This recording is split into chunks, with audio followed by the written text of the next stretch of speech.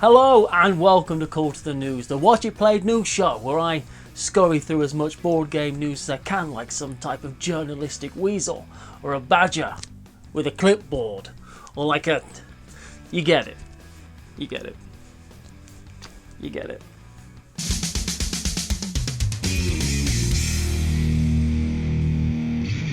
Stardew Valley, the board game, were 5 words that when I heard them for the first time, it was like being told I'm loved and cared for, I imagine. It's an amazing game. I mean, look, there I am playing it.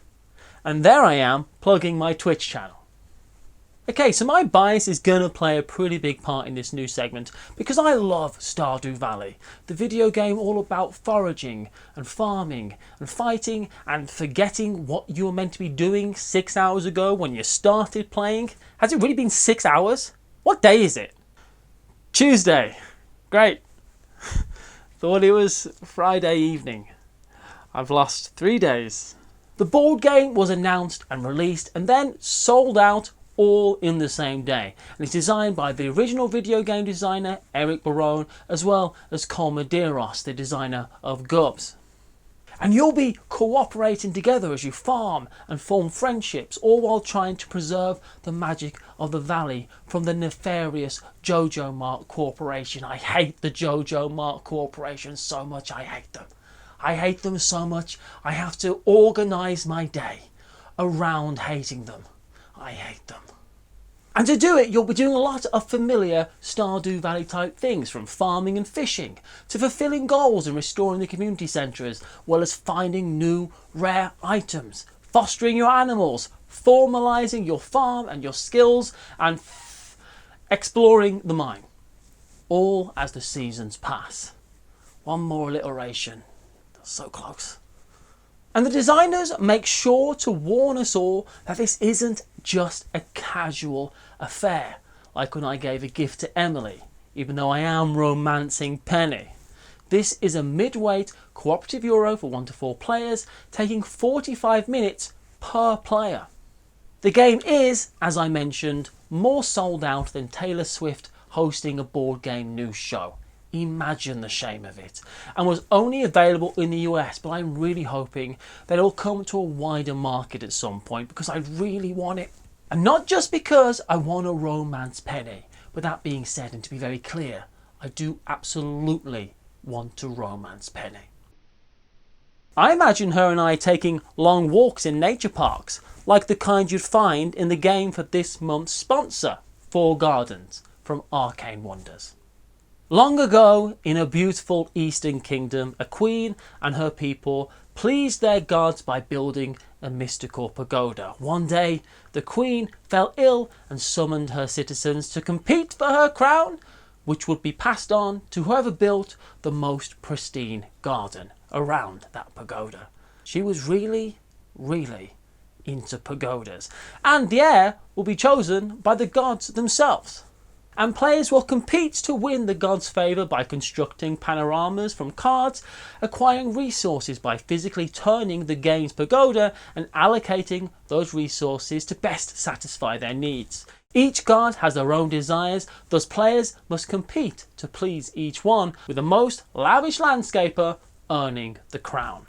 4 Gardens, the newest game in the Dice Tower Essentials line, will be available everywhere starting April 28th, 2021, with early orders becoming available later in March. Follow the link in the video description to find 4 Gardens and start planting your own seeds of victory. Continuing this ever-growing trend of video games becoming board games, I mean, we had 3 of them in last week's episode. I have 2 more of them for you now, starting with The Elder Scrolls V, Skyrim, the board game. The Elder Scrolls V, Skyrim, the board game, or as I like to call it, Toastberg, Skyrim, the board game, is just like Stardew Valley, a 1 to 4 player cooperative game. Though I'm pretty sure that is where the similarities stop. Though who could say, as that is also pretty much all we know about it so far. Though the game, which is being released by Modiphius, the maker of Fallout Wasteland Warfare, as well as a host of role-playing games, is another project going to GameFound rather than Kickstarter. and has at least 10,000 people excited about it, if how many people following the project's page is anything to go by. Then we have Rainbow Six Siege, the board game, which has been announced. But again, that's all that's really been announced, along with this teaser trailer. But the words we all wanted to see are right there. Summer 2021. Though that could be being released, being launched, but I think it's going to be kickstarted if the URL mythicgames.net/Kickstarter campaign is anything to go by. But who could say? Only a very journalistic badger. Well, actually, I do know who could say, but the problem is they aren't saying, and that's Mythic Games and Ubisoft. But for now, I'll guess it's a tactical game of equipping and sending your elite team of specially trained operatives to stop something awful happening. But we'll find out soon. Next up, we have the Darkest House role-playing game, a project that caught my eye primarily because it's a horror game and it's real creepy looking. There's an abandoned property with a mysterious and secluded owner, or as I like to call it, living the dream. But the interesting thing is that everyone playing this RPG accesses the mysterious web of rooms contained in the Darkest House online through an app. The system is meant for both one-shot adventures in a creepy house or as part of your own existing campaign in whatever system you're already playing. And the app comes with all the tools you'll need to import your characters and a simple D6 system to help guide you through the many trials and tribulations awaiting behind what I'm imagining is a really creepy looking door. And you're going to be playing against the house, who will be rolling against you. And just like most buildings in Las Vegas, if the house wins the roll, then that's probably going to be very bad news for everybody playing the game. The Darkest House is coming from Monte Cook Games, the company that brought us the very successful science fantasy RPG Numenera back in 2013, and is coming to Kickstarter on March 16th.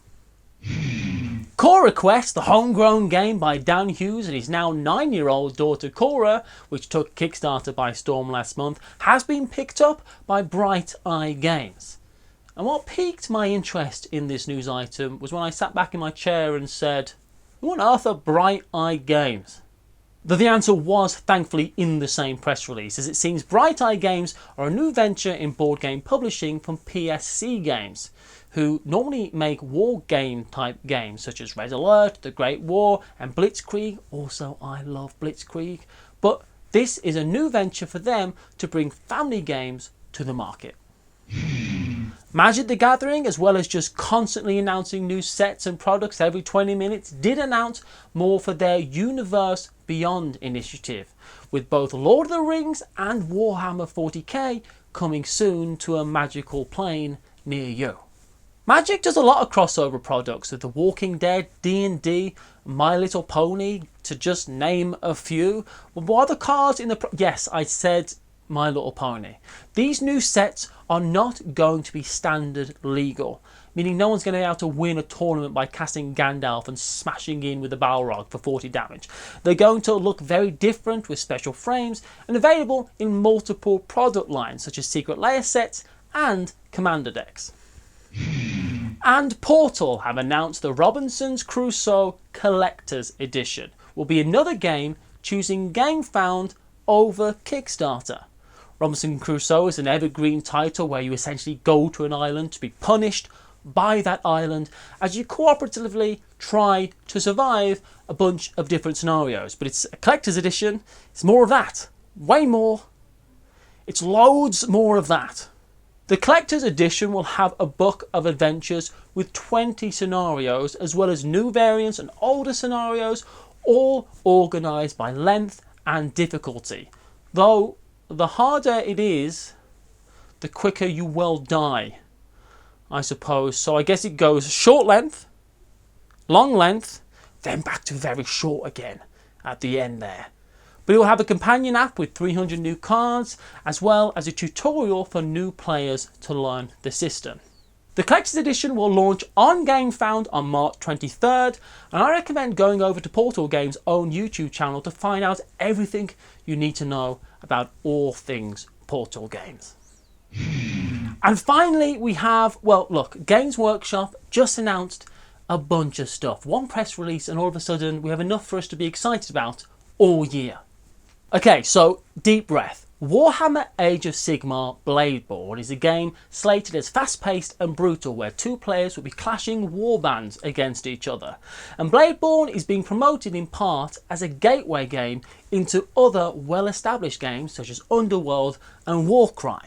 Then we have Space Marine Adventures Doomsday Countdown, which is the latest entry into their cooperative board game series as 3 embattled Space Marines face off in a hive city swarming with chaos cultists to deactivate a cataclysmic weapon and hopefully escape with their lives, because you're just 1 week away from retirement. What's the worst thing that could happen? Doomsday Countdown is aimed at trying to get younger players interested in the Warhammer universe and as such takes 30 to 45 minutes to play. Then there's Fireteam, which is a more competitive arena combat style game with lots of squad-based alien shooting featuring a head-on clash between the Space Marines and Necrons from the Indomitus Crusade. But their biggest announcement is all about their cooperative Warhammer Quest series, which has titles like Silver Tower and Black Fortress coming before it. But Warhammer Quest Cursed City is the newest game in the series and takes the system over to the more fantasy-based age of Sigmar. And it's all set in the city of Ulthuan Khan as your trusty heroes attempt to topple an undead tyrant who just so happens to rule unopposed in a city filled with vampires and the undead, so rent is cheap. And I have to say, I'm really very interested in this game. And normally minis in a game do terrify me. The tagline is "Dare you enter the cursed city?" Yes, I daren't. When I spoke to Paula about this, and this is absolutely true, she stopped me mid-sentence to say, "I don't care how much this costs, I want it." And I trust Paula, just, obviously not with money or anything like that, but she does know games. And that's it, that's the news. Thank you so much for watching, and I'll see you again next time. Take care.